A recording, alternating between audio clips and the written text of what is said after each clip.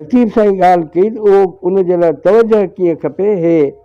हे कन गाॾुआ विकिणी कन खे ॿिया गुन। हिकिड़ो माण्हू आहे जेको लतीफ़ साईं जी मजलिस में वेठो आहे या कबीर साईं ॾिसो लतीफ़ साईं ख़ुदि कबीर साईं जे मजलिस में, अॻे जेके मजलिसूं महफ़िलूं थींदियूं हुयूं उन में कबीर साहिब खे माण्हू पढ़ंदा ऐं तमामु घणो जेको आहे सो कबीर माण्हुनि खे यादि हूंदो हुओ, किसा कहाणियूं बि माण्हुनि खे यादि हूंदा हुआ।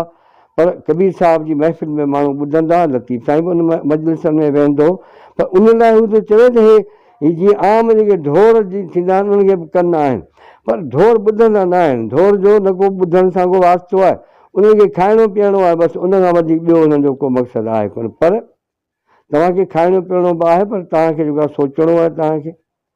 तव्हां साञाहवंद माण्हू आहियो, तव्हांखे इल्मु मिलंदो, उहो इल्मु वरी तव्हां ॿियनि ताईं पहुचाईंदा। उन लाइ हीउ उन माण्हू जी ॻाल्हि थो करे जेको माण्हू बेध्यानी सां ॿुधे थो, ॾिसे त थो, उहो अखियूं त मुंहं में विझो वेठो आहे, पर हू अंदरां घर हलियो या ॿिए पासे केॾांहुं निकिरी वियो।